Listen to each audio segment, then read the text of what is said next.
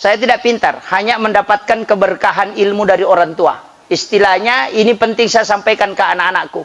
Yang ingin melanjutkan pendidikan, jangan mendaftar dulu di sekolah, kecuali minta izin ke orang tua. Itu yang paling pokok. Jangan menganggap diri kita sudah pintar memilih sekolah ini, tidak. Sekolah itu tidak menentukan. Yang menentukan itu adalah keberkahan. Banyak orang yang masuk di perguruan tinggi hebat, tapi ketika keluar tidak bisa mendapat pekerjaan apa-apa. Ada juga orang yang hanya keluaran dari sekolah biasa, tapi dia bisa bekerja di tempat yang hebat. Kenapa? Mungkin karena doa orang tua dan doa guru-guru. Durhaka kepada kedua orang tua atau durhaka kepada guru, engkau tidak akan pernah mendapatkan ketenangan hidup. Tidak bakalan. Makanya sampai hari ini kalau saya datang dimanapun ketemu guru, pasti saya cium tangannya. Kalau guru saya, pasti saya cium tangannya. Karena bagi saya itu tidak pernah ada mengatakan guruku dulu. Itu tidak ada. Kan ada anak-anak. Sekarang bukan. Ini jadi masalah. Setiap yang sudah mengajarkan kita bukan pakai dulu. Itu guru saya. Sampai hari ini guru saya. Karena atas doanya, usahanya, kita bisa berada di sini.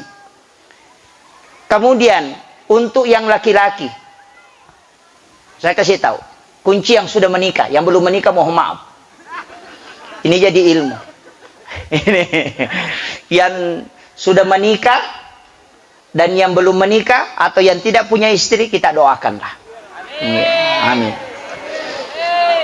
Saya kuncinya begini.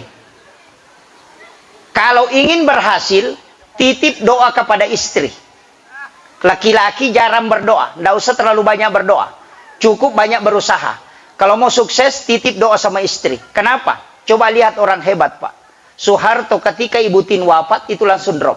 Tidak bisa bangkit sampai dia meninggal. Bapak Habibie, ketika istrinya wafat, tidak bisa bangkit. Susilo Bambang Yudhoyono, orang hebat TNI. Siapa yang tidak kenal beliau? Tapi ketika Ibu Ani wafat, sampai ini tidak bisa bangkit. Itu pelajaran. Sehebat apapun orang, lihat yang ada di sampingnya. Istri itu bukan di belakang, dia ada di samping. Kenapa? Di tangannya yang lembut, di hatinya yang lembut, itu yang membuat tiangnya aras bergoyang. Maka serahkan doa kepada istri, karena dia 3 kali lipat lebih cepat diijabah doanya dibanding laki-laki.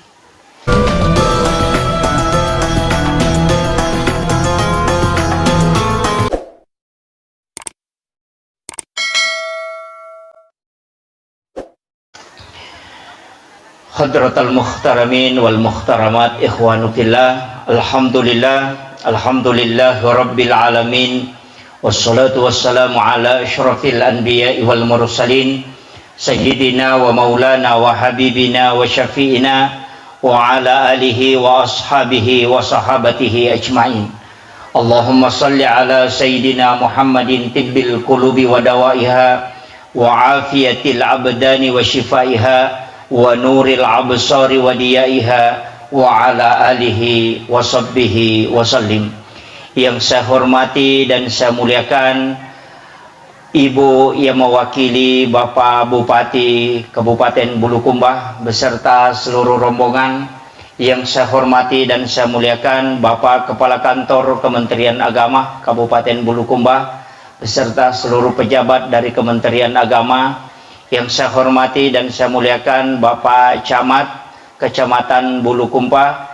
Yang saya hormati dan saya muliakan Bapak Kepala Kantor Urusan Agama Kecamatan Bulukumba beserta seluruh pejabat, para tokoh masyarakat, tokoh agama, para alim ulama dan seluruh tamu undangan. Wabil khusus yang saya hormati dan saya muliakan Sahibul Ma'had, Sahibul Madrasah, yakni Kepala MTSN Negeri 2 Bulukumba beserta seluruh Dewan Pengajar, para staf dan seluruh hadirin wal hadirat, ibu-ibu, orang tua, siswa dan adik-adikku sekalian yang insya Allah pada tahun ini melanjutkan jenjang pendidikan ke yang lebih tinggi. Walaupun sebenarnya madrasah atau sekolah kita mungkin agak berat melepaskan anak-anak kita, tapi untuk lebih sempurnanya harus nuntut ilmu yang ke pendidikan yang lebih tinggi. Mudah-mudahan kita doakan pada kesempatan kali ini, mudah-mudahan anak-anak kita yang akan melanjutkan pendidikan ke madrasah aliyah atau ke MA atau ke SMA, dia memilih atau SMK, mudah-mudahan diberikan keberkahan ilmunya oleh Allah Subhanahu wa taala. Amin amin ya rabbal alamin. Hadirin wal hadirat ikhwanu fillah yang insyaallah dirahmati dan dimuliakan oleh Allah Subhanahu wa taala. Saya mohon maaf karena saya duduk hanya sebagai penghormatan kepada seluruh hadirin yang sempat hadir, karena kalau saya berdiri terlalu tinggi lagi. Kayaknya sudah bisa melihat semua ketika saya duduk. Alhamdulillah saya diberi amanah untuk menyampaikan ceramah atau nasihat halal bihalal. Sebenarnya kalimat ini kita tidak temukan dalam kamus bahasa Arab. Halal bihalal ini diistilahkan hanya di Indonesia. Begitulah uniknya orang Indonesia. Indonesia ini luar biasa. Di luar negeri tidak ada mudik. Indonesia itu ada mudik. Di luar negeri, di Arab itu tidak ada istilah halal bihalal. Hanya di Indonesia ada istilah halal bihalal. Yatim piatu tidak ada di luar negeri. Di Arab juga orang Arab kalau dikasih tahu yatim piatu itu pusing. Karena yang ada itu hanya yatim. Kalau kita orang tuanya kedua-duanya meninggal, kita sebut yatim piatu. Kalau orang Arab hanya satu, hanya yatim. Makanya kalau dikatakan yatim piatu dia ikut pusing itu. Itulah orang Indonesia. Makanya kearifan-kearifan lokal ini yang kemudian bersentuhan dengan agama perlu kita pelihara. Kalau kita bahasa Indonesia kan halal bihalal sebenarnya adalah saling menghalalkan. Karena kadangkala jabat tangan ini tidak bisa melulurkan dosa karena kalbu tidak bisa ketemu. Orang tua dulu itu pakai simbol karena dia lebih banyak menyentuh kata faul. Ketika bersalaman kadangkala dia meletakkan tangannya di dada. Kadangkala juga dia meletakkan di kepalanya. Kalau kita cari dalil hadis itu tidak ada. Tapi apa yang dilakukan itu adalah simbol. Ketika dia berjabat tangan itu pesan bahwa dosa di antara kita ini kita sudah menyambung kedua tangan. Artinya yang pernah retak itu kita sambung kembali. Kenapa dia letakkan di dada? Itu simbol kalbu. Yakin bahwa dulu hatiku sebenarnya rusak. Hatiku pernah sedih, tapi karena kita sudah saling memaafkan, maka dia letakkan tangannya di situ. Artinya bukan hanya tangan ini yang bersentuhan, tapi kalbu kami juga sudah bersentuhan. Kenapa ketika dia letakkan di kepala? Itu pesan bahwa pernah otakku ini mendidih gara-gara jengkel kepada kamu, tapi karena sudah menyambung tangan silaturahmi, maka otakku kembali jernih dan dingin. Itulah makna sebenarnya halal bihalal. Karena banyak orang yang berjabat tangan hanya lahiriahnya, tapi kalbunya tidak nyambung. Giginya masih menggerutu. Ya. Kemudian matanya masih tunduk. Penglihatannya masih sinis. Itu bukan halal bihalal, tapi hanya menyambung lahiriah. Iman itu 3 kuncinya. Dilafazkan atau diperlihatkan dengan anggota tubuh, dilafazkan dengan lisan, kemudian diyakini dengan kalbu. Makanya orang beriman itu harus dengan 3 itu. Makanya halal bihalal ini, karena pasti dalam setiap hari ada masalah. Tapi saya wasiatkan ke anak-anakku yang akan melanjutkan pendidikan di taraf yang lebih tinggi, saya wasiatkan, jika ingin sukses, apa yang disampaikan tadi Bapak Kepala MTSN 2 ini, wasiat sebenarnya adalah wasiat Imamul Ghazali dalam kitabnya. Para ulama-ulama kita dulu, itu sudah menyampaikan, bahwa ketika ingin akhir hidupnya itu menjadi baik, atau husnul khotimah, atau ingin sukses dalam hidup, ingin tenang dalam mencari nafkah atau mencari rezeki, ingin berkah hidupnya, makanya ada 3 yang kau harus jaga. Yang pertama, jaga orang tuamu. Orang tua itu ada 3. Yang pertama adalah orang tua yang melahirkan kita. Ini yang orang tua. Orang tua yang kedua adalah orang tua yang rela menyerahkan anaknya ke kita. Itu mertua. Orang tua yang ketiga adalah orang tua yang mengajarkan walau harfan, hanya satu huruf. Itulah guru kita. Sayyidina Ali berperang. Kemudian dia melihat gurunya, sampai-sampai dia memberitahu kepada pasukan, jangan sekali-kali engkau menyentuh itu, walaupun dia musuhnya. Dia sementara di perang berkecamuk, langsung dia kasih tahu, jangan bunuh dia. Dia adalah guruku. Bayangkan cara menghormati walaupun dia berperang. Dia selamatkan dia. Dia adalah guruku. Orang itu tanya, kenapa orang Yahudi bisa menjadi gurumu? Sayyidina Ali mengatakan, dia mengajari kepadaku untuk mengetahui bagaimana kita bisa tahu kalau anjing sudah balik. Ya, Sayyidina Ali pernah bertanya ke sahabat, bagaimana cara mengetahui anjing itu kalau sudah balik? Tidak ada yang tahu. Makanya sahabat mengatakan, coba tanya ke sana. Di sana ada yang punya banyak anjing, pergi tanyakan di sana. Sayyidina Ali berangkat bertanya. Kemudian dia tanya, bagaimana cara mengenali anjing yang sudah balik? Diberitahulah sama Yahudi ini tadi mengatakan, kalau kau mau tahu anjing itu sudah balik, kalau dia kencing dan mengangkat kakinya satu, berarti itu sudah balik. Itulah ilmu yang dia dapatkan sehingga dia menganggap dia adalah guruku dan sangat menghargainya. Kenapa? Karena ternyata ilmu yang kita ambil itu sebenarnya adalah nur Allah yang dititipkan kepada hambanya, dan nur itu berpindah ke kita. Makanya al-ilmu nurun. Ini kunci.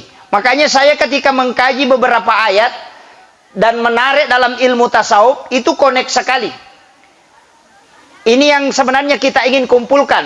As-sholatu nurun. Yang pertama, sholat itu adalah cahaya. Wal malaikatu nur. Malaikat itu adalah cahaya. Al-ilmu nurun.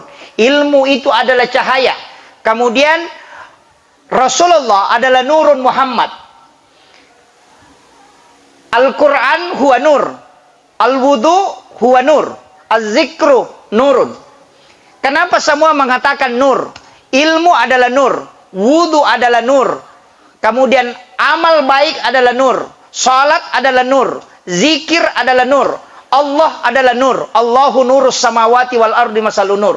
Muhammad, Rasulullah adalah nurun Muhammad. Malaikat juga adalah nur. Kenapa orang yang masuk surga itu bercahaya di depan, di belakang, dan di atasnya? Dan orang yang diberikan nur di dalam kuburnya itu tidak sembarang. Kenapa ilmu dikatakan nur? Kenapa malaikat dikatakan nur? Kenapa salat dikatakan nur? Kenapa akhlak yang baik dikatakan nur? Ini yang harus dicari seorang santri. Karena ternyata dalam kehidupan ini ada dua ilmu. Ada ilmu yang diambil dengan logika, itu belajar. Ada ilmu yang tidak diambil dengan logika, tapi melalui penghambaan. Istilahnya ta'zim kepada guru.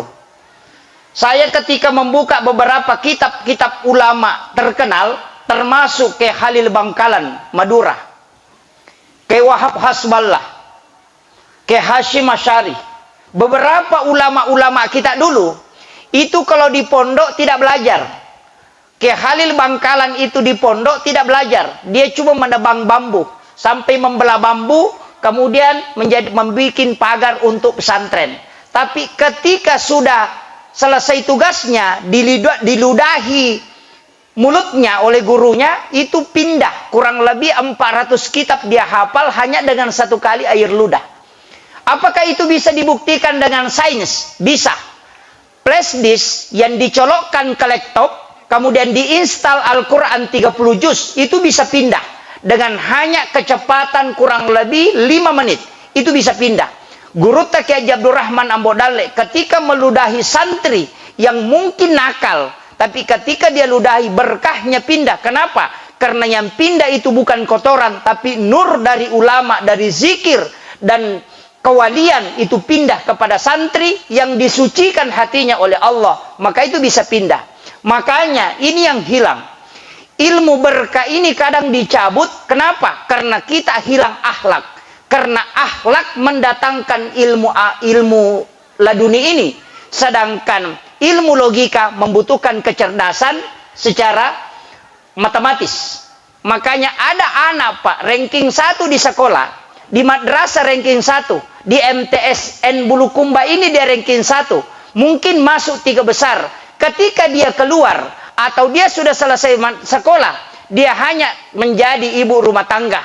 Tidak pernah ilmunya dimanfaatkan di masyarakat. Kenapa? Karena rata-rata orang cerdas jarang berdoa. Orang yang bodoh dalam hal ini tanda kutip, orang yang otaknya lambat, itu paling sering tawakal. Karena dia bilang, kita mi Tuhan yang ngurus, tidak ku tahu saya.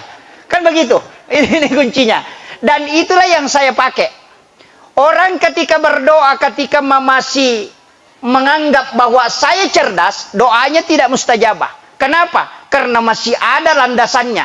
Coba kita buka dalam sejarah. Ketika Nabi Musa alaihissalam tidak bisa lagi melangkah ke depan. Kenapa? Karena lautan. Di belakang sudah ribuan musuh. Dia kembali pasti mati. Melompat ke laut pasti mati. Tapi ketika dia berdoa, doanya langsung mustajabah. Kenapa? Karena sudah tidak ada usaha manusia yang bisa kita pikirkan. Ketika uang sudah habis, tidak ada uang di rekening, kemudian tidak ada uang di saku, kemudian kita berdoa, beda cara berdoanya ketika masih ada uang 10 juta di rekening. Coba dites itu.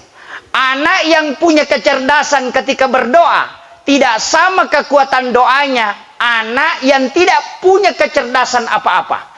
Kenapa? Karena di situ dia tawakal betul. Makanya dari kalimat wa may yattaqillaha yaj'al lahu makhraja. Nanti tawakal baru dilepas dari kesusahan. Kesusahan datang ketika sudah tidak ada sandaran.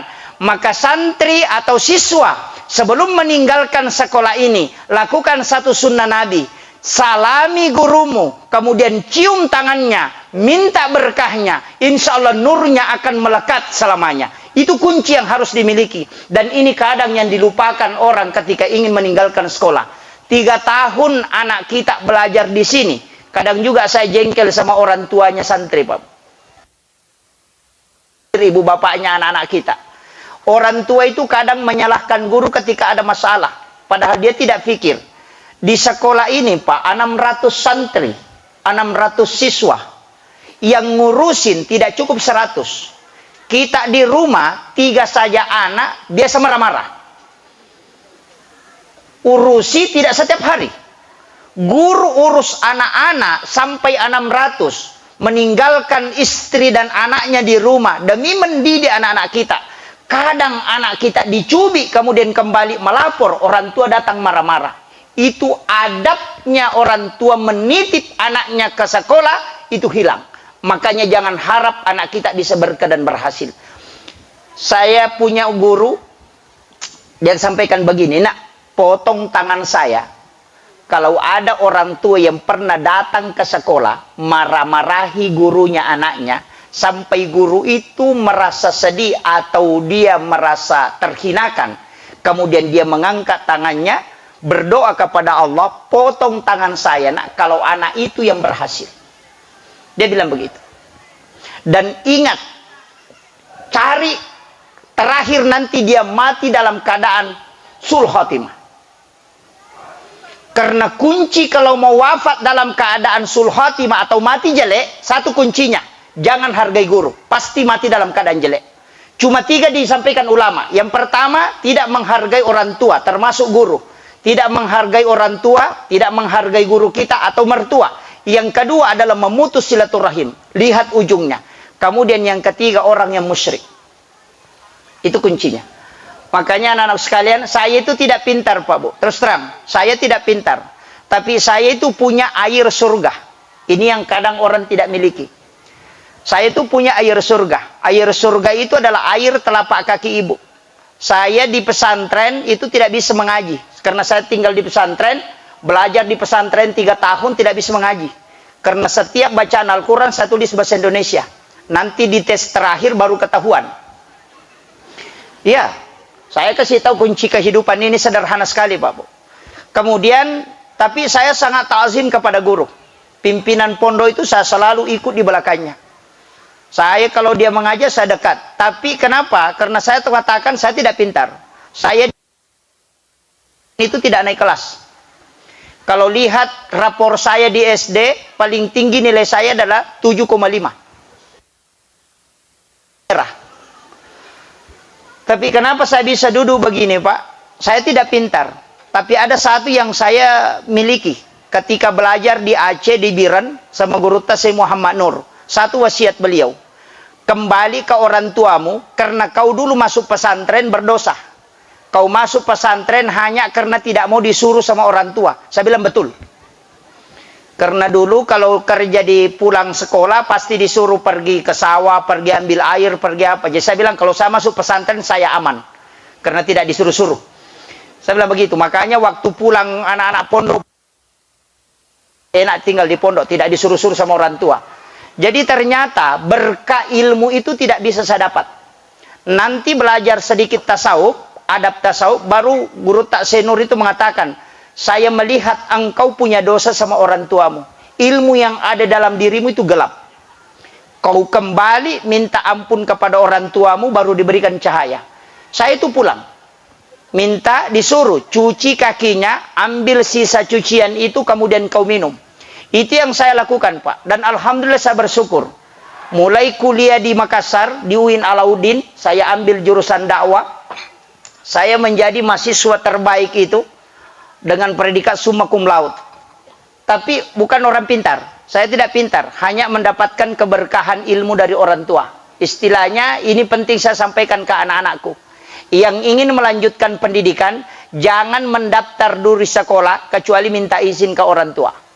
Itu yang paling pokok. Jangan menganggap diri kita sudah pintar memilih sekolah ini, tidak. Sekolah itu tidak menentukan. Yang menentukan itu adalah keberkahan. Banyak orang yang masuk di perguruan tinggi hebat, tapi ketika keluar tidak bisa mendapat pekerjaan apa-apa. Ada juga orang yang hanya keluaran dari sekolah biasa, tapi dia bisa bekerja di tempat yang hebat. Kenapa? Mungkin karena doa orang tua dan doa guru-gurunya. Ini penting, dan ini yang mulai hilang, Pak. Saya selalu mengambil sisi ke situ. Kalau lahiriah sederhana, nanti diilmiahkan. Kenapa guru kita dicium tangannya? Iya. Kenapa guru kita dicium tangannya? Karena dari situ kita mendapatkan berkah ilmu. Ya. Kemudian kunci yang kedua, setiap mau belajar berwudu. Ini rahasianya sebenarnya. Ini rahasianya ulama. Al ilmu nurun, al wudu nurun. Kalau mau ilmu itu menjadi berkah, berwudu sebelum belajar. Makanya kita kalau belajar taklim muta'alim itu, kita sudah dikasih tahu, jangan belajar sebelum dalam keadaan ada wudu. Karena orang yang ada wudunya kemudian belajar, maka ilmunya kelak akan bermanfaat. Tapi orang yang mempelajari ilmu tidak ada wudunya, itu tidak akan bermanfaat ilmunya. Hanya untuk dirinya nanti. Nah, ini kuncinya. Makanya kenapa orang yang masuk masjid, mau mendengarkan ceramah itu disuruh berwudu. Sama anak-anak kita. Kalau mau belajar, saya pernah mendatangi satu sekolah, Pak. Itu Man Insan Cendekia Gorontalo. Itu sekolahnya Pak Habibie. Di sana orang kalau mau belajar 5 menit sampai 15 menit itu mengaji dulu. Jadi pas selesai apel pagi masuk ke kelas mengaji dulu. Dia baca 1 lembar baru mulai pelajaran, dan itu penelitian IMENET. Ternyata dia temukan anak yang mengaji dulu baru belajar itu otaknya bisa mengcover sampai 80% pengetahuan. Itu kecerdasan. Orang yang mengaji dulu. Makanya Pak Habibie itu punya satu tradisi yang jarang orang lakukan. Pak Habibie katakan begini, saya tidak tinggalkan rumah sesudah sholat subuh kecuali saya baca 1 juz Al-Quran. Itu yang dilakukan Pak Habibie. Sampai dia mengatakan saya hafal Quran tidak sengaja, hanya baca Quran setiap hari. Dan ada rahasianya Pak Habibie, Pak. Kenapa ada yang mengalahkan di Jerman? Ada satu orang Yahudi yang mengalahkan Pak Habibie nilainya di Jerman pada semester 1 sampai semester 3. Pak Habibie itu tanya, "Hei," dia kasih tahu begini, "Apa yang membuat kamu sehingga cerdas seperti ini?" Saya tidak bisa kalahkan. Dia mengatakan itu rahasia. Dia tidak mau kasih tahu. Pak Habibie itu ini kan orang Israel.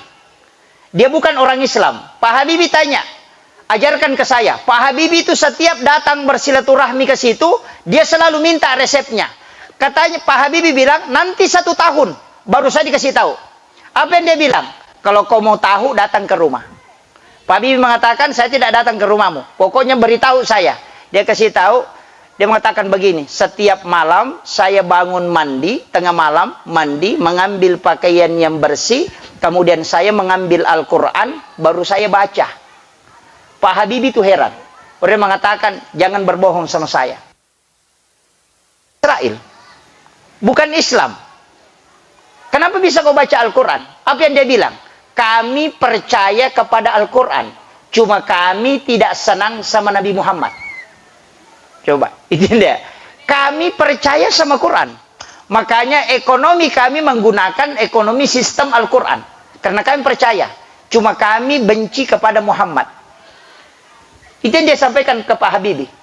Ternyata Pak Habibie mengatakan tidak. Saya tidak percaya dengan itu. Dia mengatakan, coba bukakan Al-Quran. Sebut saja ayatnya. Saya akan sambung. Pak Habibie bukakan Al-Quran, ternyata betul. Dan dia datangi rumahnya, ternyata betul. Di tengah malam itu dia bangun mandi, kemudian ambil pakaian yang bersih, kemudian dia baca Al-Quran. Itu sampai menjelang subuh. Ini bukan orang Islam, Pak. Dan itulah yang mengalahkan nilainya Habibie.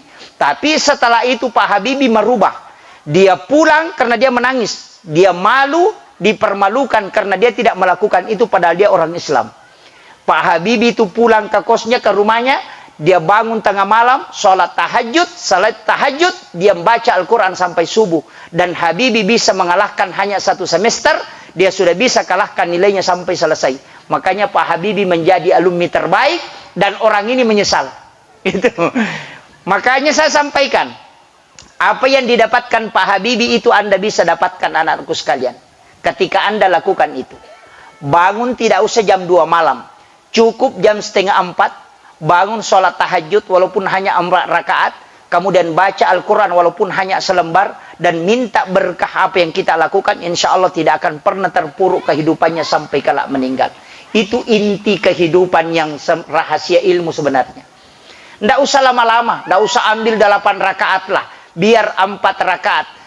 Surahnya biar kulhu saja atau inna atayna. Itu. Yang penting bisa lakukan. Kalau tidak bisa lakukan, pakai yang kedua. Ini resep saya yang kedua. Saya kasih modal untuk anak-anak kita. Yang kedua adalah baca surah Al-Insyirah, Alam Nasrah 7 kali sesudah sholat asar, 7 kali sesudah sholat subuh. Rasulullah berwasiat, surah ini diturunkan khusus kepadaku untuk membuktikan kemuliaanku di hadapan Allah. Siapa yang membaca surah ini di waktu pagi dan petang, maka Allah akan mengangkat derajatnya sebagaimana derajat yang diberikan kepada aku. Ini kuncinya.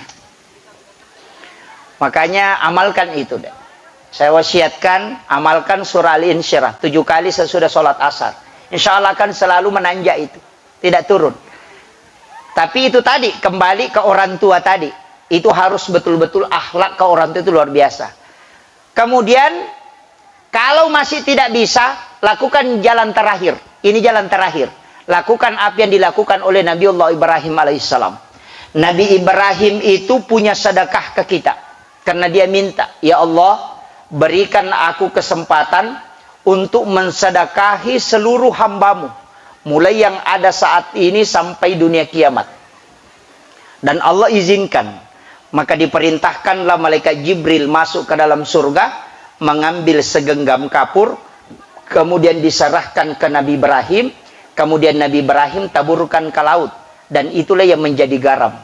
Makanya tidak ada manusia yang tidak makan garam. Itu sedekahnya Nabi Ibrahim. Ini kunci. Siapa yang makan garam, ini Imamul Ghazali dalam kitab Hiyalimuddin. Siapa yang makan garam sedikit sebelum makan makanannya, dan setelah dia makan garam sedikit, maka pasti otaknya cerdas.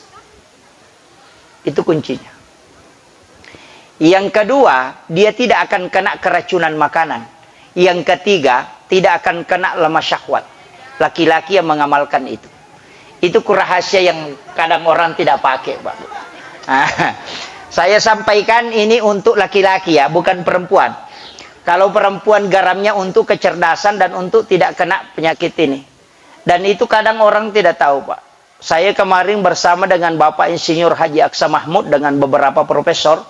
Dia panggil khusus untuk memberi ceramah. Termasuk yang dia tanyakan itu adalah tentang masalah garam. Saya mengatakan dengan laut. Karena beliau itu punya satu kebiasaan mandi di laut. Dengan umur yang sudah 77 tahun. Ya. Dia sudah 67 tahun umurnya. Masih kuat berenang sampai 1 kilometer. Jadi 1 kilometer itu kekuatannya masih bisa berenang. Apa berkahnya? Itu air laut dan garam. Makanya saya ingin sampaikan di sini bahwa apa yang dilakukan Nabi Ibrahim, apa yang disedekahkan Nabi Ibrahim itu luar biasa. Jadi kita mestinya jadikan itu sebagai acuan, karena itu sunnah Nabi. Makanya Bu, kalau hidangkan makanan, siapkan garam halus. Yang paling bagus kalau ada orang naik ke tanah suci, apakah melaksanakan umrah atau haji, pesan garam Mekah. Itu bagus sekali. Jangan pesan air Sam-Sam saja, pesan garam Mekah. Garam Mekah itu beda. Jadi pesan, kemudian simpan di tempat makanan, kemudian nanti kalau sudah cuci tangan, ambil garam sedikit, kemudian makan, kemudian setelah itu makan makanan. Insya Allah berkahnya itu luar biasa. Selain otak itu cerdas, karena itu doanya Nabi Ibrahim.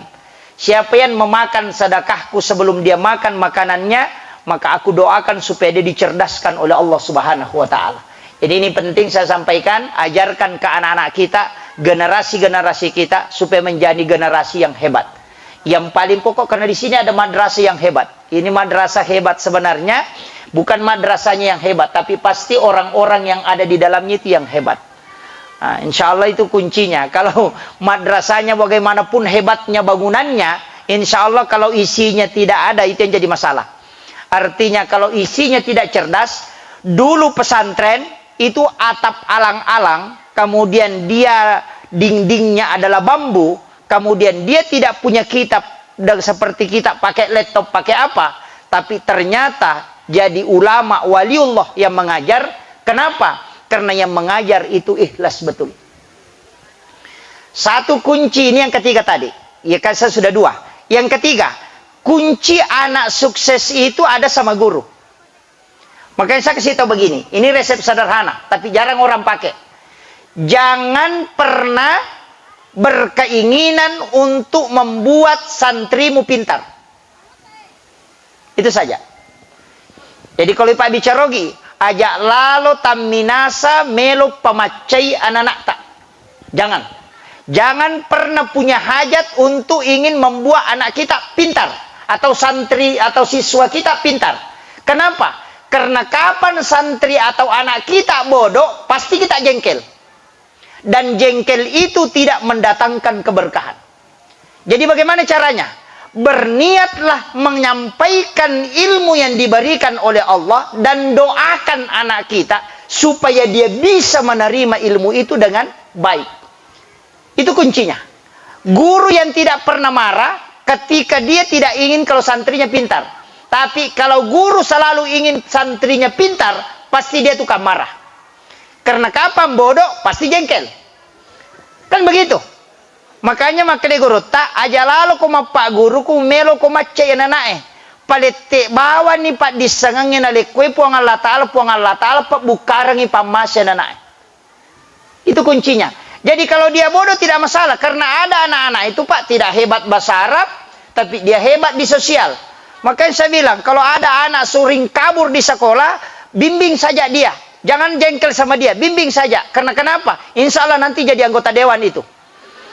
Iya. Kenapa? Karena dia pintar mengumpul orang. Ada memang kecerdasan, namanya kecerdasan linguistik. Ada kecerdasan sosial. Ada kecerdasan ilmu. Memang ada Pak. Ada orang hebat matematika. Tapi kalau disuruh kumpul masyarakat, tidak pintar. Tapi otaknya hebat. Itu orang begitu Pak, cuma otaknya hitung-hitungan. Tapi ada orang otaknya tidak bisa jalan. Tapi kalau kumpul orang, biar 100 bisa dia kumpul. Makanya ulama kita itu bilang, pasti anak saya itu ada satu nakal. Saya punya kiai itu kasih tahu, anak saya ini nakal. Tidak pintar. Kalau disuruh baca kitab, tidak pintar. Tapi ada tugasnya. Nanti kalau ada masalah di kampung, pasti dia yang hebat. Karena dia yang berani kumpulkan orang sampai ribuan. Saya bilang, ternyata anak begitu. Jadi anak-anak sekolah begitu Pak. Ada pintar matematika. Yang di sekolah kan biasa bikin pusing. Masuk guru matematika, mau anaknya kalau dapat 10. Masuk guru fisika, mau anaknya kalau dapat 10. Masuk guru bahasa Arab, mau juga kalau dapat 10. Masuk bahasa Indonesia, mau juga dapat 10. Adakah otak begitu? Coba pikir. Gurunya saja kan pusing. Kalau disuruh belajar matematika, baru dikasih masuk ke bahasa Arab, itu sudah pusing gurunya. Ini guru, Pak, bukan anak-anak. Tapi kadang-kala guru kan paksakan begitu. Dia masuk mengajar di sini, pokoknya harus pintar matematika. Masuk ke sini harus pintar bahasa Arab. Masuk ke sini harus pintar sejarah. Kan ini yang jadi masalah. Makanya Jepang itu mencari orang ahli. Saya selalu mengatakan, karena saya di pesantren, Pak. Saya tahu, oh memang ada anak yang keahliannya di bahasa. Ada yang di keahliannya di bahasa. Ada di keahliannya hitung-hitungan. Ada yang keahliannya ke sini. Makanya anak itu yang penting melalui pendidikan itu. Yang menjadi masalah itu kalau tidak ada keahliannya. Itu yang jadi masalah. Tapi kalau mau, orang tua harus doakan. Makanya ibu-ibu yang tidak pernah terhijab doanya, hanya ibu. Ibu itu tidak pernah terhijab doanya. Saya itu Pak Bu, setiap mau keluar ceramah di keluar provinsi, jauh pasti minta izin ke ibu. Pasti minta izin. Saya pernah itu naik mobil trek dari Makassar waktu kuliah. Hanya pulang mencium tangan ibu, kemudian pulang lagi ke Makassar karena mau ikut ujian.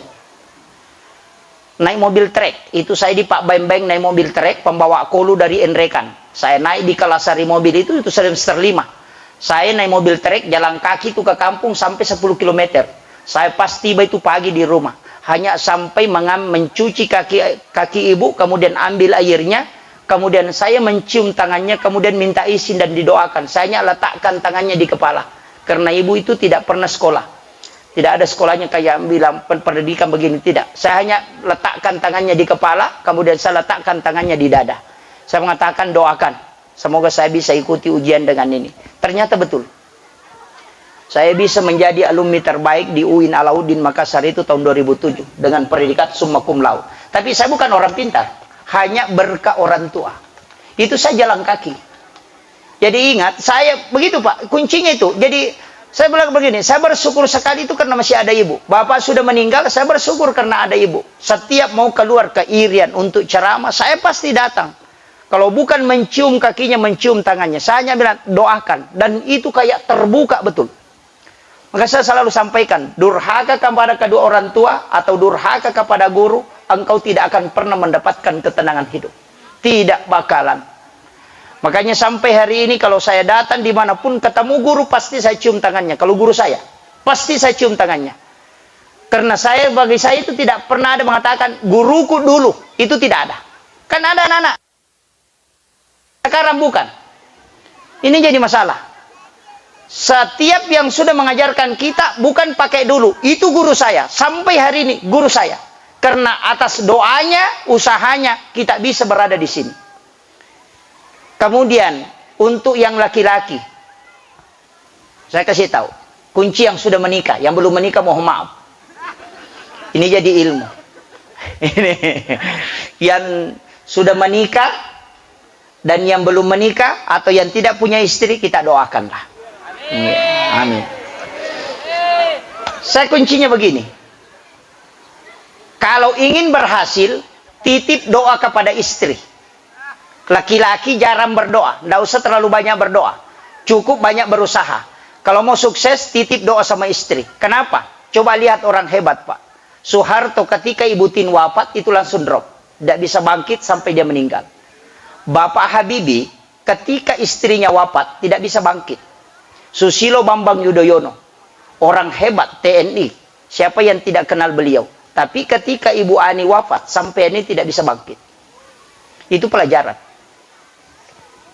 Sehebat apapun orang, lihat yang ada di sampingnya. Istri itu bukan di belakang, dia ada di samping. Kenapa? Di tangannya yang lembut, di hatinya yang lembut, itu yang membuat tiangnya aras bergoyang. Maka serahkan doa kepada istri, karena dia 3 kali lipat lebih cepat diijabah doanya dibanding laki-laki. Itu yang orang tidak paham. Makanya pemimpin-pemimpin hebat, lihat di sampingnya siapa. Tapi ketika istrinya lepas, coba lihat bagaimana kehidupannya. Itu kuncinya. Dan ini yang kadang orang tidak sadari, Pak Bu. Saya pelajari betul. Rasulullah ketika Khadijah wafat, itu 60% perjuangannya drop. Kenapa? Karena istri yang tidak pernah dilupakan Nabi selamanya dan selalu diingat, hanya Khadijah. Kenapa? Karena coba Khadijah, intinya di situ. Wanita yang paling sempurna di situ. Makanya bapak-bapak yang hadir di sini jangan menganggap saya sudah pejabat, ini karena usaha saya. Tidak. Itu doa istri yang ada di samping kita. Yang mungkin kita tidak pernah lihat mengangkat tangannya di hadapan kita, tapi di sujud terakhir dia selalu bermunajat. Itu sederhana. Tapi ada juga istri tidak pernah berdoa, selalu main Facebook. Ini yang jadi masalah. Kayaknya banyak tahu, si anu bakar ikan di sana, si anu sakit lututnya di Jakarta, ini sakit giginya di Kalimantan, si anu sakit perutnya di Surabaya, padahal suaminya mencret, dia tidak tahu. Iya, karena selalu melihat media sosial, tidak pernah memperhatikan keluarga. Kayaknya saya wasiatkan, terutama ketika suami berangkat ke kantor, lihat dia dan doakan. Ibu-ibu ketika anaknya berangkat ke sekolah, bacakan inna ansalnahu. Inna ansalnahu fi lailatul qadar wa ma adraka ma lailatul qadar. Sampai terakhir, sampai hilang di pandangan kita. Insya Allah anak itu ketika kembali, itu akan membawa kabar baik, kabar gembira. Itu kuncinya. Kemudian kalau mau masukkan anak ke sekolah, yang paling bagus itu Pak hari Selasa. Kenapa hari Selasa? Ini ada dalam kitab Kan Sunnah Jawa Surur yang ditulis oleh Sayyid Amin Abdul Al-Qudsi. Apa katanya? Ilmu itu diciptakan oleh Allah pada hari Selasa. Malaikat yang menjaga ilmu itu hari Selasa. Makanya orang yang punya ilmu laduni rata-rata wafat itu hari Selasa. Kenapa anak kita dulu disuruh masukkan ke sekolah hari Selasa? Karena di situ hari diciptakannya ilmu. Saya punya ilmu itu dari guru tak banyak. Makanya orang di sini Pak, orang Sinjai, orang Bulukumba. Saya tadi bincang-bincang dengan Pak KUA Bulukumba, saya mengatakan memang orang tua kita dulu itu pakai lontara. Lontara itu sebenarnya ilmu hikmah. Ilmu hikmah itu diambil dari ulama ahli hikmah. Ahli hikmah itu adalah ulama sufi. Ulama sufi itu adalah waliullah. Sebenarnya penentuan waktu itu dari ulama-ulama kita. Cuma banyak orang yang tidak pahami dan salah paham. Karena dia menganggap ini baik, ke yang lainnya jelek. Itu yang jadi masalah.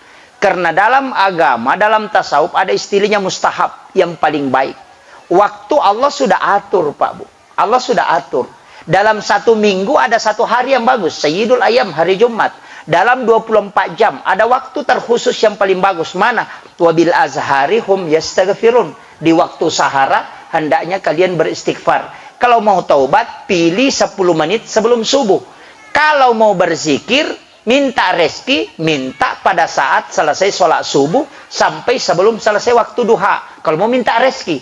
Kalau mau minta keselamatan, sebelum sholat subuh atau sesudah sholat maghrib. Di situ kan kuncinya. Kenapa? Karena malaikat yang membawa, menjaga bumi itu turun di situ. Kenapa sholat subuh disaksikan oleh para malaikat? Karena malaikat penjaga malam dan malaikat penjaga siang ketemu di waktu subuh. Ketemulah dua sip malaikat. Dua kelompok, bukan dua malaikat. Dua sip. Kenapa sedekah subuh itu mustajab ketika digunakan berdoa? Karena didoakan dua kelompok malaikat. Kan kuncinya di situ. Cuma kadang kita tidak gunakan. Oh, sama saja sedekah duhur dengan sedekah subuh. Tidak. Sedekah duhur cuma diaminkan oleh satu sip malaikat. Kalau sedekah subuh diaminkan dua sip malaikat. Karena malaikat penjaga malam itu masih ada. Malaikat penjaga siang sudah turun. Karena turunnya itu di waktu subuh. Makanya ayam bunyi jam 4 subuh. Karena malaikat sudah turun. Di Amerika sudah diteliti bahwa lensa mata ayam bisa melihat warna putih. Berkas cahaya malaikat itu putih. Makanya ayam berkokok itu hanya 3 waktu. Yang pertama jam 4 subuh, atau jam 11 malam, atau jam 1 malam. Karena di situ turun malaikat. Itu kuncinya. Ulama dulu sudah tahu. Sekarang dibuat kitab. Disebut dengan lontara. Lontara itu diteliti 80 tahun. Baru bisa. Tapi setiap kelipatan 80 tahun ada pergeseran. Sehingga kadang bergeser satu pekan bergeser. Cuma ada penentuan hari yang tidak bergeser. Kenapa? Saya punya guru, Pak Guru Tasawuf, itu di Aceh, namanya Senur. Dia sampaikan begini, kalau mau beli kendaraan, jangan beli hari Jumat. Kalau kau beli hari Jumat, hancur baru bisa ada penggantinya. Kalau beli kendaraan, beli hari Senin. Insya Allah tidak hancur, ada penggantinya. Tapi hanya kendaraan, jangan istri. Jangan bilang beristri hari Senin ya akan belum tua sudah ada penggantinya. Tidak, itu jangan dikasih bawa ke situ ya. Kemudian saya kembali, makanya ini saya dikasih waktu berapa menit ya? Ini sudah 1 jam. Saya tidak punya jam, tapi ini sudah 1 jam. Karena lutut saya ini dengan bibir saya ini kayaknya sudah agak kram. Berarti sudah 1 jam. Kemudian ini yang paling inti yang saya ingin sampaikan. Kunci sebenarnya Pak, dalam kehidupan ini kadangkala orang itu mengatakan susah. Sebenarnya hidup ini enak sekali. Yang penting kita mau pakai konsep Islami. Rumah yang bertingkat itu bukan rezeki. Itu hanya amanah. Tapi ketika kita tenang di dalamnya, itu baru rezeki. Istri yang cantik, itu bukan rezeki. Itu hanya amanah. Tapi ketika kita tenang bersama istri, itulah nikmat. Uang yang banyak, itu bukan rezeki. Itu hanya amanah. Tapi ketika engkau mampu memanfaatkan dan senang dengan itu, maka itu adalah rezeki. Jadi rezeki dengan amanah itu beda sedikit. Ya, mobil itu bukan rezeki, itu amanah. Kelak dipertanggungjawabkan. Tapi ketika kau nikmat dengan kendaraanmu apapun mereknya, maka itu adalah rezeki Allah.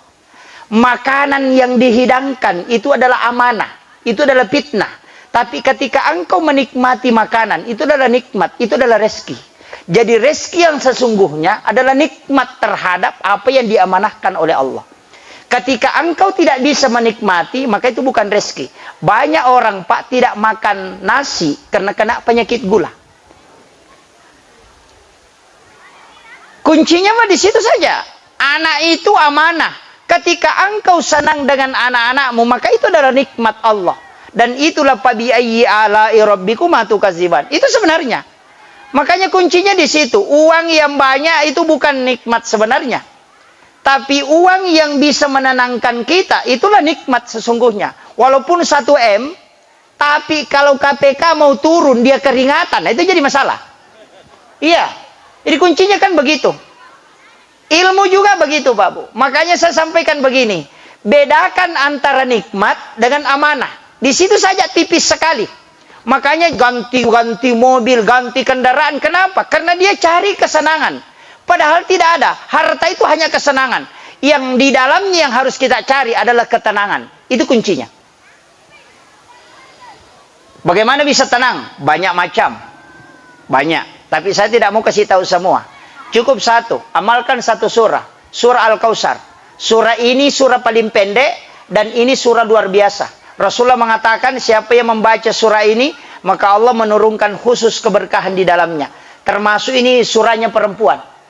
Ya, surah yang paling sering dibaca perempuan. Kalau mencuci-cuci daging tidak mau bau, baca surah Al-Kautsar. Insya Allah tidak bau. Air terakhir. Itulah istilahnya orang Bugis, ibis saisara. Itu bacakan surah Al-Kautsar. Ada makanan tidak mau masak, ambil garam, letakkan di atasnya. Yang kasih masuk, bacakan surah Al-Kautsar, itu akan masak. Ada nasi tidak masak, masih diperiuk. Penting masih panas periuknya, ambil saja garam, bacakan surah Al-Kautsar, letakkan, baru tunggu sampai dingin, itu akan masak di dalam. Ini surah luar biasa. Siapa yang menghafalnya kata Nabi, maka dia akan mendapatkan syafaatku kala di yaumil akhir. Untung surah Al-Kautsar Pak yang menjadi syafaat. Seandainya surah Al-Baqarah banyak yang tidak hafal. Kalau surah Al-Kautsar ini tidak hafal, lebih baik mati saja. Ini yang siapa orang biasa bilang surah andalan. Kalau ada angin kencang, cukup baca salawat, baca surah Al-Kautsar, kemudian tahan napas sejenak, angin itu akan berhenti. Ketika kita di lautan ombak besar, lihat ombak, ketika dia terangkat naik, kemudian tidak ketemu ujungnya, hanya gantian naik, bacakan surah Al-Kautsar baru ludahi, dia akan tenang. Sementara di dalam pesawat pakai itu. Kalau ada anak yang bangun tengah malam menangis, cukup bacakan itu, letakkan tangan kanan di atas ubung-ubungnya, kemudian tiup, bacakan surah Al-Kautsar. Diam itu. Kalbu yang bergejolak kata Nabi, karena ketika anaknya Ibrahim wafat, Rasulullah anaknya wafat namanya Ibrahim, itu hatinya bergejolak, sampai tiangnya aras bergerak. Maka diturunkanlah surah ini untuk menenangkan hatinya Nabi supaya tiangnya aras itu bertenang. Makanya orang yang punya hati jengkel, sering jengkel, suruh baca surah Al-Kautsar supaya ditenangkan kalbunya oleh Allah. Suami yang suka marah-marah, bacakan surah Al-Kautsar. Istri yang suka marah-marah, bacakan surah Al-Kautsar. Tapi mohon maaf, ini yang terakhir. Ada saya kasih tahu, mudah-mudahan tidak tersinggung. Ada wanita yang memang tidak boleh dikasih marah-marah. Yang bibir atasnya tipis, jangan kasih marah-marah. Yang kamakun rei manipi timur yase na jalalo tapanan na. Magai siapa aja mana na tu. Pak Meringang inaka. Yang kedua, mohon maaf ini. Kalau ada wanita, ada wati ujungnya namanya, ambil pemimpin dia. Ambil pemimpin, tapi jangan bikin marah dia. Ambil pemimpin. Wanita yang ada wati di ujungnya, itu saya punya wasiat dari ulama. Kalau ada anakmu perempuan semua, nak, ambil satu wati di ujungnya. Apakah Sukmawati, Rahmawati, atau Patmawati. Karena wanita yang ada wati di ujungnya, pasti mengalahkan suaminya.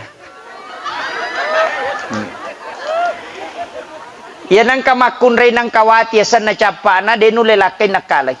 Pasti laki-laki itu dikalahkan sama istrinya. Iya. Pasti itu. Kenapa? Nama ini sebenarnya adalah salah satu nama jin yang pembangkang. Makanya berat ditundukkan. Tapi hebatnya kalau dia jadi pemimpin pasti sukses. Makanya Guru Ta bilang, kalau dia jadi pemimpin pasti berhasil. Karena dia bisa memimpin laki-laki, 100 laki-laki dia bisa tundukkan. Itu nama perempuan yang ada wati di ujungnya. Ternyata ibu yang mewakili bapak bupati ada wati ujungnya. Nah, itu. Alhamdulillah. Itu keberkahan, Bu. Nama itu berkah. Untuk wanita yang mau jadi pemimpin, itu penting. Makanya kalau ada wanita Patmawati, Sukmawati, Rahmawati, Iwati, ambil ketua majelis taklim. Pasti berhasil itu. Nah, itu. Itu penting. Kenapa? Nama ini sebenarnya berat. Berat. Orang yang punya wati awalnya namanya itu ujungnya, biasanya itu biasa sakit-sakitan kalau awal. Kenapa? Karena nama itu berat. Jadi menggabungkan dua, karena pelajari ilmu hikmah sampai ke situ. Tapi saya tidak permasalahkan. Karena nama itu hebat ketika dia jadi pemimpin. Nah, cuma kalau laki-laki mau memperistri, lihat-lihat namanya. Kalau ada wati, hindari dulu. Karena pasti Anda diperintah sampai mati, tidak bisa menang. Ini nih, sabar-sabar saja diperintah sampai mati kalau itu. Penutup yang terakhir saya wasiatkan, ini kan sebenarnya bulan Syawal. Bulan Syawal ini ada 2 amalan. Yang pertama puasa sunnah Syawal, berpuasa 6 hari di bulan Syawal. Silakan puasa 6 hari, tidak usah berturut-turut. Atau ganti puasa Ramadan, niatkan juga puasa Syawal. Itu bisa. Itu bisa. Karena sunnah dengan wajib bisa digandengkan niatnya. Niat 2 puasa sunnah bisa gandeng. Yang tidak boleh wajib dengan wajib. Yang boleh sunnah dengan wajib. Karena di dalam hadis hanya mengatakan berpuasa 6 hari di bulan Syawal. Jadi kalau sudah puasa 6 hari di bulan Syawal, niatkan saja puasa sunnah Syawal, niatkan puasa pengganti puasa Ramadan, itu sudah ada ulama sahkan. Tapi kalau mau ambil yang paling aman, cukup niat puasa Syawal, tidak digandengkan dengan niat yang lain, tidak masalah. Karena ada yang membolehkan seperti itu. Pendapat boleh saja benar, boleh saja keliru. Tapi kalau dia benar, dapat 2 kebenaran, pahala. Kalau dia keliru tetap dapat 1. Al-mukhti'u al-ijtihadi lahu ajrun, kata Nabi. Nah, itu kuncinya. Ketika sudah berijtihad, makanya tidak usah berdebat. Yang kedua, amalan yang paling sering dilupakan, sholat sunnah utakah. Sholat sunnah utakah adalah sholat sunat yang dilakukan hanya di bulan Syawal. Itu 8 rakaat, surah yang dibaca surah Al-Ikhlas. Setiap 1 rakaat 15 kali surah Al-Ikhlas. Itu 8 rakaat. Kalau tidak, cukup setiap hari Jumat. Kalau tidak bisa, apa padilanya? Kalau punya penyakit, kata Nabi, penyakit dunia, apakah kanker atau apa, dan tidak ada dokter yang bisa menyembuhkan, pakai sholat ini. Karena sholat ini akan diutus orang dalam mimpi akan mengobati itu. Ini janji Nabi. Yang kedua, siapa yang ingin merantau keluar daerah mencari rezeki, suruh lakukan sholat sunnah utaka baru berangkat. Karena pasti berhasil. Karena Allah yang janjikan. Yang ketiga, ini sholat sunnah utaka. Yang ketiga, siapa yang melakukan sholat sunnah utaka, maka Allah akan mudahkan lisannya bicara. Yang kedua, Allah akan menurunkan ilmu hikmah kepadanya. Itu kuncinya. Makanya kalau ada anak kita mau jadi ustaz, sekolah di pondok, suruh laksanakan sholat sunnah utaka. Saya laksanakan sholat ini sudah 18 tahun lamanya. Saya ambil itu di kitabnya Syekh Abdul Qadir Jailani dalam kitab Al-Gunyah. Syekh Abdul Qadir Jailani mengatakan, tidak ada hadis Nabi 4 kali bersumpah kecuali sholat sunnah utaka. 4 kali Nabi bersumpah. Jadi makanya saya sampaikan, ini untuk ibu-ibu, bapak-bapak yang punya anak belajar di pesantren, suruh lakukan sholat ini. Ibu-ibu kalau punya penyakit, lakukan sholat ini. Karena akan ada yang datang menyembuhkan itu. Ini janji Nabi. Itu ada sejarahnya. Kalau kita buka kitab Al-Mughni, Imam Al-Qudamah, itu kitab fikihnya Al-Qudamah. Dia menceritakan satu kisah ketika dia mengobati anak muda di Mesir, dengan dalam mimpi dia ludahi matanya. Tapi dalam mimpi, anak muda ini sudah keluar biji matanya karena sakit, semua dokter sudah menyerah, tapi ketika dia laksanakan sholat sunnah utaka, dia mimpi diludahi matanya oleh Imam Qudamah. Jaraknya Imam Qudamah dengan anak muda ini kurang lebih 400 km. Kenapa dia bisa diobati? Hanya melalui mimpi. Sehingga semua orang heran di Mesir. Siapa yang mengobati matamu? Dia Imam Qudamah. Dari mana dia bisa mengobati? Dia mengatakan, saya tertidur sesudah sholat subuh, tapi ada yang datang meludahi mata saya dalam mimpi. Saya usap, ternyata mata saya sembuh. Imam Qudamah ditanya, katanya kau yang mengobati? Imam Qudamah mengatakan, kalau dia mengaku, betul saya mengobati. Karena saya sementara mengaji di rumah, kemudian saya tertidur. Datang Rasulullah memberitahuku bahwa obati anak muda ini dengan meludahi matanya. Saya ludahi matanya dalam mimpi dan ternyata itu tembus langsung ke orangnya. Inilah cara Allah menyembuhkan penyakit dengan melalui sholat sunnah utaka yang jarang orang lakukan di bulan Syawal. Tapi sholat ini hanya dilakukan di bulan Syawal, tidak boleh kalau di luarnya. Hanya 1 bulan penuh waktunya. Kalau sudah lewat tidak bisa. Orang yang mau pergi merantau, mau berhasil atau tidak berhasil di rantauan, suruh kembali. Nanti di Syawal sholat kembali baru berangkat. Akan berhasil itu. Karena itu Nabi bersumpah di situ. Ini penting saya sampaikan. Mudah-mudahan ini ada hikmahnya. Saya kira cukup sekian karena masih ada sambutan dari Ibu yang mewakili Bapak Bupati. Kemudian dari Bapak Kepala Kantor Kementerian Agama. Saya mohon maaf kalau tidak sistematis Bapak Ibu sekalian. Saya wasiatkan ke ibu-ibu, anak-anak kita yang mau melanjutkan sekolah jangan takut. Tapi satu wasiat saya, jangan pernah bayar untuk masuk ke sekolah. Jangan pernah bayar. Kalau dia mengatakan dibayar sekian baru lulus ke sini, jangan bayar. Cari saja sekolah di mana dia lulus. Baru serahkan kepada Allah. Kenapa? Karena orang yang membayar baru masuk anaknya sekolah, pasti berutang orang tuanya baru nanti selesai anaknya.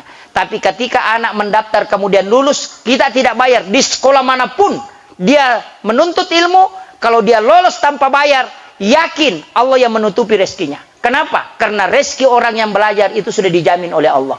Makanya kalau ada anak tak kuliah di Makassar, sudah pinjam kiri kanan uang baru untuk pembayarannya, tidak usah. Periksa saja anak tak. Tidak mungkin pinjam kiri kanan kalau anak yang kuliah itu. Tidak mungkin kita pinjam kiri kanan uang, tidak mungkin.